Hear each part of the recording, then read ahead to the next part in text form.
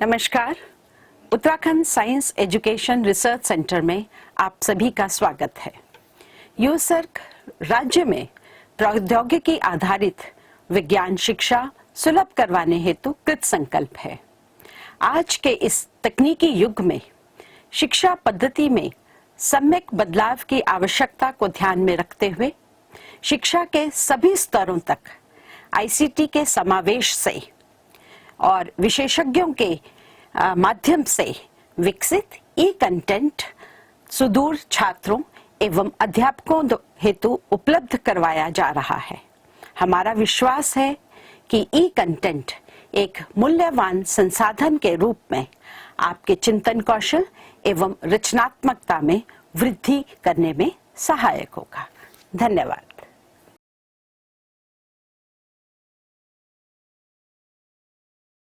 इस वीडियो में हम बात करेंगे समतल प्रगामी तरंग के समीकरण की। तो आइए इसे शुरू करते हैं। तो यदि प्रगामी तरंग के संचरण के दौरान माध्यम के कण अपनी माध्य स्थिति के परितः सरल आवर्त गति करें तो तरंग को आवर्ती प्रगामी तरंग कहते हैं। अब मान लीजिए कि एक समतल सरल आवर्ती तरंग मूल बिंदु से धनात्मक x दिशा की ओर बाईं ओर से दाईं ओर को गतिमान है और यहाँ पर हमें एक कण दिया गया है 1 और एक कण दिया गया है 2, यानी कि ये कोई दो कण है। ठीक है, अब देखिए मूल बिंदु O पर स्थित जो कण 1 है, ठीक है, इसका यदि मुझे किसी भी समय t पर माध्य स्थिति से विस्थापन निकालना हो तो हम इसे कैसे निकालेंगे? तो ये है कण 1 का t समय पर माध्य स्थिति से विस्थापन। ठीक है, अब मान लीजिए इसे हमने y से प्रदर्शित किया है तो ये हो जाएगा a sin ओमेगा t। क्या इतनी बात समझ में आई? अब ध्यान से देखिए तो कण 1 और कण 2 यानी कण 1 और कण 2 के बीच में यदि जो विस्थापन है वो है x और कण 2 का जो अपनी माध्य स्थिति से विस्थापन है मान लीजिए उसे हमने लिखा है, ठीक है, यहां से क्या आ जाएगा y कह दिया है। अब देखिए और जो ये तरंग है इसकी चाल है v। तो यहां पर जो तरंग है वो ध्यान से देखिएगा, यदि मैं कहूं x अपॉन v तो ये क्या आ गया? ये आ गया दूरी अपॉन चाल, जो कि क्या है? समय। यानी कि जो तरंग है वो इस समय पर कण 2 पर पहुंची, क्योंकि आप देख सकते हैं कि कण 1 और कण 2 के बीच की ही दूरी है x। ठीक है, यानी कि जो ये समय होगा x अपॉन v, इसमें जो तरंग है वो कहां से कहां पहुंच जाएगी? कण 2 पर पहुंच जाएगी। अब यदि हमें यहाँ पर जो कण 2 है उसका विस्थापन निकालना है तो हम कैसे निकालेंगे? तो देखिए यहाँ पर जो हमने पहले लिखा था ये क्या था? ये कण 1 का विस्थापन है, ये देखिए। ठीक है, अब हमें निकालना है किसका विस्थापन? कण 2 का। तो यहां पर हम लिखेंगे, देखिए y बराबर a sin ओमेगा।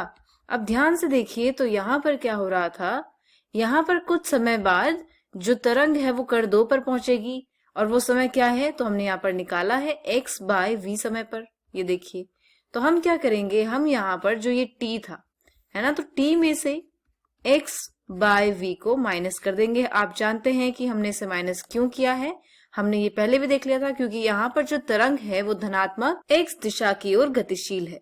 यदि ये जो तरंग है वो ऋणात्मक x दिशा की ओर गतिशील होती तो क्या होता? यहाँ पर हम प्लस करते। ठीक है, अब देखिए हम यहाँ पर क्या कर सकते हैं, जो हम ये ओमेगा हमने बाहर लिखा है इसे अंदर मल्टीप्लाई किया जा सकता है। तो ये हो जाएगा omega T minus omega X upon V. क्या इतनी बात समझ में आई? अब देखिए क्या आपको ध्यान है कि ओमेगा अपॉन वी को हम क्या कहते हैं? तो ये देखिए जो ओमेगा अपॉन वी है इसे के कहा जाता है। ठीक है, तो यहाँ पर जो ये है इसकी जगह हम क्या रख सकते हैं? के रख सकते हैं। यहाँ पर ओमेगा थोड़ा सा सही से करेंगे, ठीक है, तो के रख देंगे तो हमें मिल जाएगा y बराबर a sine omega T minus omega by V की जगह आप रखिए के और x आ जाएगा। तो ये हमें क्या मिल गई? कण 2 का विस्थापन मिल गया। ठीक है, क्या इतनी बात समझ में आई? अब हम देखेंगे कि समतल प्रगामी तरंग का प्रारंभिक कला के साथ सामान्य समीकरण क्या होता है। तो देखिए, यहाँ पर ये जो है ये है समतल प्रगामी तरंग का प्रारंभिक कला के साथ सामान्य समीकरण। तो यहाँ पर जो फाई नॉट है यही होगा क्या, प्रारंभिक कला। ठीक है, अब आपने ये देख ही लिया था कि ये डब्ल्यू टी माइनस यानी ओमेगा टी माइनस के एक्स हमने देखा था, वो भी तब जब जो तरंग है वो धनात्मक एक्स दिशा की ओर गतिशील है। यदि उल्टा होगा तो माइनस आ जाएगा, इसीलिए हम यहाँ पर दोनों ही साइन कंसिडर करते हैं। ठीक है, क्योंकि हम यहाँ पर एक जनरल इक्वेशन लिख रहे हैं। समझ में आया? तो यहाँ पर फाई नॉट है प्रारंभिक कला। ठीक है, ओमेगा यहाँ पर क्या है, ओमेगा यहाँ पर है कोणीय आवृत्ति। ठीक है, और ए यहाँ पर है आयाम, जिसे हम कहते हैं एम्पलीट्यूड। तो ये आयाम हो गया। और y यहाँ पर क्या है, तो ये यहाँ पर है विस्थापन। ठीक है, इसके अलावा जो यहाँ पर k है, क्या आप मुझे बता सकते हैं k क्या है? तो k है संचरण नियतांक। ठीक है, चलिए इतना तो समझ में आ गया। इसके अलावा जो ये है, ठीक है, इस पूरे को ही क्या बोला जाएगा, ये जो यहाँ पर फाई नॉट है वो तो है प्रारंभिक कला, लेकिन यदि जनरल इक्वेशन में ये पूरा दिया गया हो तो ये पूरे क्या है, ये है इस इक्वेशन में, मतलब जिस भी तरंग की ये इक्वेशन है उसकी कला है। और जो ये पूरा का पूरा यहाँ पर ये देखिए, जो ये पूरा का पूरा है यानी कि साइन फंक्शन के साथ जब हम इसकी बात करें तो ये कहलाता है कंपित राशि। ठीक है, तो क्या इतनी बात समझ में आई? और यहाँ पर जो x है ये क्या है, ये है स्थिति, और t क्या है, t तो है समय। तो यहाँ पर आपको सब पता चल गया कि कौन सा टर्म क्या होता है। चलिए अब हम देखते हैं प्रगामी तरंग के अन्य रूप। तो यहाँ पर सबसे पहले आएगा y बराबर a साइन, ये तो आप जानते ही हैं, ओमेगा t माइनस के एक्स।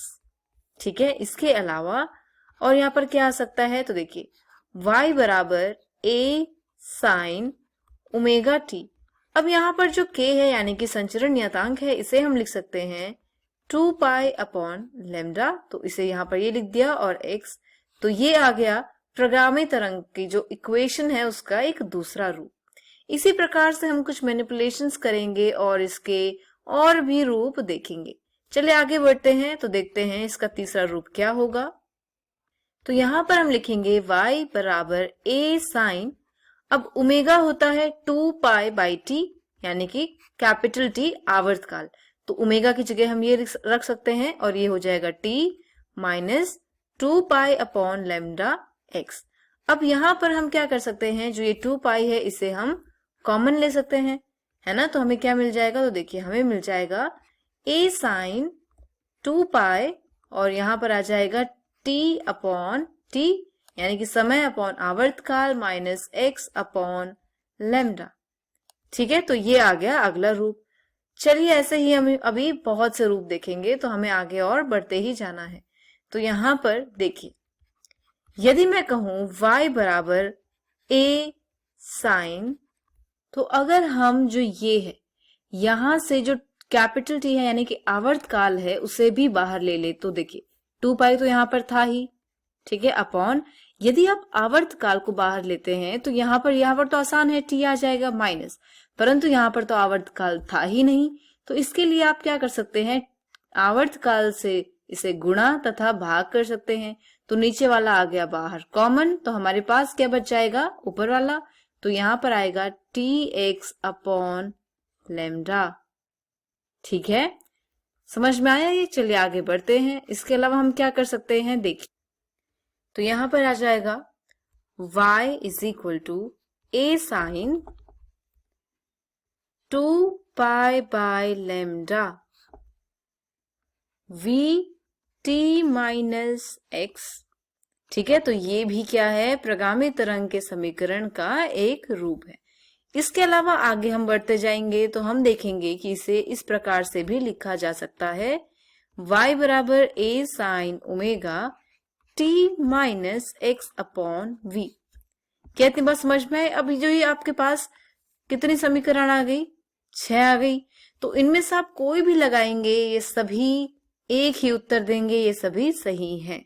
ठीक है, समझ में आया? यहाँ पर हमने कुछ भी नहीं किया, एक ही इक्वेशन में कुछ मैनिपुलेशंस करते गए तो हमें बाकी की इक्वेशंस मिलती गई। चलिए आगे बढ़ते हैं और बात करते हैं कण के वेग की। ठीक है, अब देखिए, हमें पता है कि विस्थापन होता है, यहाँ पर आएगा a sin omega t minus kx। ठीक है, अब मैं कह रही हूं कण का वेग, यानी कि हम यहाँ पर जो विस्थापन है इसका क्या करेंगे? अवकलन करेंगे, यानी कि ये क्या आ जाएगा? ये आ जाएगा del y upon del t। तो यहाँ पर y की जगह आप क्या रख देंगे? जो ये ऊपर हमने लिखा है, और इसका अवकलन करने पर हमें प्राप्त होगा a omega cos omega t minus kx। ठीक है, अब कण का जो अधिकतम वेग होगा, क्या आप मुझे बता सकते हैं यहां से कि कण का जो अधिकतम वेग होगा वो कितना होना चाहिए? तो आपको यहाँ पर देखना होगा कि यहाँ पर है cos फंक्शन, और cos फंक्शन की जो मैक्सिमम वैल्यू होती है वो क्या होती है? 1। यानी कि ये मैक्सिमम क्या हो सकता है? 1 हो सकता है। यानी कि जो कण का वेग है वो अधिकतम a ओमेगा हो सकता है। कहती बात समझ में आई? अब चलिए हम देखते हैं एक प्रश्न। तो मान लीजिए हमें यहाँ पर एक समीकरण ये दी गई है। अब आप देख सकते हैं कि यदि हम इसका सामान्य रूप लिखें तो हम इसे कुछ इस प्रकार से लिखेंगे, है ना? ठीक है, अब यहाँ पर हम क्या करेंगे? इन दोनों ही जो समीकरण है इन्हें आपस में करेंगे कंपेयर। तो ध्यान से देखिए, a क्या आ जाएगा? 0.005, ओमेगा आ जाएगा 3.0, k आ जाएगा 80। ठीक है, तो यदि अब हमें निकालना है तरंग दैर्घ्य, तो तरंग दैर्घ्य को हम किससे प्रदर्शित करते हैं? मैं उम्मीद करती हूँ आप भूले नहीं है। तरंग दैर्घ्य को प्रदर्शित किया जाता है लैम्डा से, और इसका जो सूत्र है वो है 2 पाई अपॉन k। यहाँ पर हम वैल्यूज रखेंगे तो ये हो जाएगा 2 पाई अपॉन k की वैल्यू कितनी है? 80 है। जब आप इसे पूरा सॉल्व करेंगे तो आपको मिलेगा 7.85 सेंटीमीटर। तो ये आ गया तरंग दैर्घ्य, यानी कि जिस तरंग की हमें ये इक्वेशन दी गई है उसका तरंग दैर्घ्य 7.85 कितना है? सेंटीमीटर है। तो चलिए आगे बढ़ते हैं और ऐसे ही अब हम और भी राशियां यहाँ पर निकालेंगे। तो चलिए अब बात करते हैं आवर्त काल की। तो आवर्त काल को हम t से प्रदर्शित करते हैं और इसका सूत्र है 2 पाई अपॉन ओमेगा। तो यहाँ पर आप लिखेंगे 2 पाई अपॉन 3, जिसे सॉल्व करने पर हमें मिलेगा 2.09 सेकेंड। तो ये क्या आ गया? ये आ गया इस तरंग का आवर्त काल। ठीक है, अब हम बात करेंगे आवृत्ति की। तो ये कितना आ जाएगा? 1 अपॉन टी। तो यहाँ पर आप क्या करेंगे? जो टी की ये वैल्यू रखी है इसे यहाँ पर रखेंगे, यानी कि 1 अपॉन 2.09। जब आप इसे सॉल्व करेंगे तो कितना आ जाएगा? 0.48 हर्ट्ज। यानी कि जब हमें कोई समीकरण दी जाए इस प्रकार से तो हम किसी भी टर्म को फाइंड आउट कर सकते हैं। अब हम बात करेंगे कि सवाल हल करने के लिए कुछ महत्वपूर्ण संबंधों की। सबसे पहले हम बात करेंगे कोणीय आवृत्ति की। ठीक है, किससे प्रदर्शित करते हैं इसको? ओमेगा से, है ना? तो यहाँ पर आ जाएगा ओमेगा, ये क्या है? ये है टी का गुणांक। इसी प्रकार से अगला जो हम बात करेंगे वो होगा संचरण नियतांक, जिसे हम कोणीय तरंग संख्या भी कहते हैं। देखिए, इसे प्रदर्शित किया जाता है k से, और ये क्या है? ये x का गुणांक है। ठीक है, आई होप आप इसे भूले नहीं हैं। अब आते हैं अगले संबंध पर, जो कि है तरंग चाल। तो ये है v, और यहाँ पर आएगा t का गुणांक और x के गुणांक का अनुपात। ठीक है, तो यहाँ पर ये आ गया। यहाँ पर क्या आएगा? x के गुणांक। क्या आप मुझे बता सकते हैं आगे क्या आएगा? तो हमने यहाँ पर देखा कि t का गुणांक है ओमेगा, तो यहाँ पर आ जाएगा ओमेगा अपॉन x का गुणांक है k। तो चाल आ गया ओमेगा अपॉन k। अब बात करते हैं तरंग दैर्घ्य की, जिसे कि लैम्डा से प्रदर्शित किया जाता है, और ये क्या आएगा? ये होता है x का गुणांक अपॉन 2 पाई। क्या आप मुझे बता सकते हैं कि x का गुणांक क्या है? तो यहाँ पर आप देखिए, यहाँ पर आ जाएगा k अपॉन 2 पाई। ठीक है, इसी प्रकार से हम क्या बात करेंगे? आवर्तकाल की बात करेंगे। तो यहाँ पर आ जाएगा t बराबर 2 पाई अपॉन t का गुणांक। ठीक है, और t का गुणांक क्या है? t का गुणांक है ओमेगा, यानी कि यहाँ पर आ जाएगा 2 पाई अपॉन ओमेगा। अब हम बात करेंगे आवृत्ति की। आवृत्ति को किससे प्रदर्शित किया जाता है? n से, और ये होता है t का गुणांक अपॉन 2 पाई, क्योंकि आवर्तकाल का ही क्या होता है? व्युत्क्रम होता है। तो ये आ जाएगा, वैसे भी आप कर सकते थे डायरेक्ट, तो ये आ जाएगा ओमेगा अपॉन 2 पाई। ठीक है, अब हम बात करेंगे कि जो अधिकतम वेग होता है वो क्या होता है। तो देखिए, हमने अभी देखा था कि अधिकतम वेग जो होगा वो a ओमेगा होगा। अब ओमेगा की जगह यदि हम रखें 2 पाई n, ठीक है, तो ये क्या आ जाएगा? ऐसे भी लिख सकते हैं। इसकी जगह हम इसे कैसे लिख सकते हैं? ओमेगा को हम लिख सकते हैं 2 पाई बाई टी, यानी कि ये तीनों ही सूत्र क्या होते हैं? अधिकतम वेग के होते हैं। ठीक है, आप कोई सा भी इस्तेमाल कर सकते हैं। अब हम बात करेंगे कलांतर की, यानी कि फेज डिफरेंस की। तो यदि मैं बात करूं t1 समय पर, तो phi1 क्या आ जाएगा? phi1 आ जाएगा ओमेगा t1, क्योंकि हम t1 समय पर कह रहे हैं माइनस kx। तो क्या आप मुझे बता सकते हैं कि t2 समय पर क्या आना चाहिए? तो यहां पर आ जाएगा phi2, जो कि होगा, ये क्या है? ये कला है। ठीक है, तो t2 समय पर कला क्या होगा? Omega t2 minus kx। जब हम बात करेंगे कलांतर की, तो इसके जैसे कि नाम से ही पता चल रहा है, हमें यहाँ पर क्या करना है? इन दोनों कला का अंतर लेना है, यानी कि phi1 माइनस phi2। ठीक है, ध्यान से देखिए, यदि आप यहाँ पर phi1 की वैल्यू रखते हैं, यानी कि omega t1 minus kx, minus phi2 की वैल्यू रखते हैं जो कि है ओमेगा t2 माइनस kx, तो यहाँ पर जो kx है और kx है वो क्या हो जाएगा? कैंसिल हो जाएगा। आपको क्या मिल जाएगा? आपको मिल जाएगा omega t1 minus omega t2। यहां से आप ओमेगा कॉमन ले लीजिए और ये मिल गया t1 माइनस। ठीक है, अब यहाँ पर जो phi1 माइनस phi2 है, इसे हम डेल फाई भी लिख देते हैं। ठीक है, कितनी बात समझ में आई? अब देखिए, यहां पर हम क्या कर सकते हैं? यहां पर हम इसे इस प्रकार से लिख सकते हैं कि डेल्टा फाई बराबर ओमेगा की जगह हम लिख सकते हैं 2 पाई बाई टी, और इसकी जगह लिखा जा सकता है डेल टी। इसे कहा जाएगा समयांतर, यानी समय में अंतर। तो इस वीडियो में बस इतना ही।